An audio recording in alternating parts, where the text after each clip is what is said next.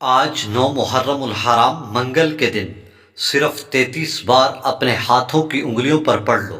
آج نصیب اور تقدیر چمک جائے گی۔ انشاءاللہ 10 محرم سے پہلے پہلے مالدار بن جاؤ گے۔ یقین نہیں آتا تو آزما لو۔ بسم اللہ الرحمن الرحیم۔ السلام علیکم ورحمۃ اللہ وبرکاتہ۔ میرے بھائی اور میری بہنوں، آج جو میں آپ کو عمل پیش کر رہا ہوں، صرف 33 بار اپنی انگلیوں پر آپ نے اس طرح پڑھنا ہے، انشاءاللہ پھر آپ مالا مال بن جاؤ گے۔ اس عمل کی برکت سے جو چاہو گے ویسا ہوگا۔ رزق مانگو گے رزق ملے گا، گاڑی مانگو گے گاڑی بھی ملے گی، گھر مانگو گے گھر ملے گا، دولت مانگو گے ملے گی، عزت چاہو گے عزت ملے گی، من پسند شادی ہوگی، من پسند نوکری ملے گی۔ بس آپ نے اس عمل کو جس طریقے سے بتایا جائے آپ نے اسی طرح کرنا ہے۔ بہت سے لوگ وظیفے کو ہلکا سمجھتے ہیں، وہ خالی سنتے اور دیکھتے ہیں۔ ایک مرتبہ آپ اس عمل کو کر کے دیکھیں، انشاءاللہ پھر اس کا فائدہ اور اس کا معجزہ اپنی آنکھوں سے دیکھو گے۔ میرے بھائی اور میری بہنوں، محرم الحرام کی خصوصیت یہ حرمت والا مہینہ، اگر آپ نے رمضان، شعبان، ذی الحج کو اپنی لاپرواہی میں گزارا ہے تو خدا را محرم الحرام کا فائدہ اٹھا لیں۔ محرم الحرام میں اللہ کی رحمت برستی ہے۔ اس مہینے میں ایک روزہ رکھنے والا پورے سال کے روزے کے برابر ثواب ملتا ہے۔ میں آپ کو آج جو عمل پیش کر رہا ہوں، میرا دل چاہتا ہے کہ میں آپ کا ہاتھ پکڑ کر بٹھاؤں اور یہ عمل کروں۔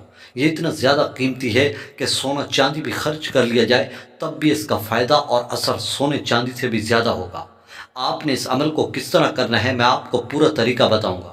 ایک چھوٹی سی گزارش ہے کہ اگر آپ اس چینل پر نئے ہیں تو اس چینل کو سبسکرائب کر دیں، اور میں آپ کو طریقہ بتا رہا ہوں، میں آپ بالکل اس طرح پڑھ لینا ہے۔ آپ نے نماز کی پابندی کرنی ہے اور اللہ پر پورا یقین رکھنا ہے۔ انشاءاللہ جو مانگو گے اس عمل کی برکت سے ملے گا، جو ساری عمر نہ مل سکا اس عمل کی برکت سے مل جائے گا۔ خدا را آپ نے اس عمل کو آج ہرگز نہیں چھوڑنا۔ 9 اور 10 محرم الحرام کو یہ عمل آپ کر سکتے ہیں۔ آپ نے جب بھی عمل کرنا ہے اپنا مقصد ذہن میں رکھ کر پھر آپ اس عمل کو کریں گے۔ جب آپ عمل شروع کریں تو پہلے نبی اکرم صلی اللہ علیہ وآلہ وسلم کی ذات اقدس پر ایک مرتبہ درود شریف پڑھنا ہے۔ درود شریف جو بھی آپ کو آسانی سے آتا ہو آپ وہ پڑھ لیں۔ اگر نماز والا پڑھ لیں تو زیادہ بہتر ہوگا۔ درود شریف پڑھنے کے بعد آپ کسی ایک جگہ بیٹھ جائیں، کسی مصلی پر بیٹھ جائیں، لیکن آپ شرط یہ ہے کہ باوضو ہوں۔ پھر اس کے بعد آپ نے سورہ فاتحہ الحمدللہ رب العالمین یہ سورت آپ نے 11 بار پڑھنی ہے۔ یاد رکھیں تعداد صحیح ہو، صرف 11 بار سورہ فاتحہ پڑھنی ہے۔ یہ سورہ قرآن مجید کی خلاصہ بیان کرتی ہے۔ یہ سورت جب اتاری گئی تو شیطان چیخیں مار کر رویا تھا۔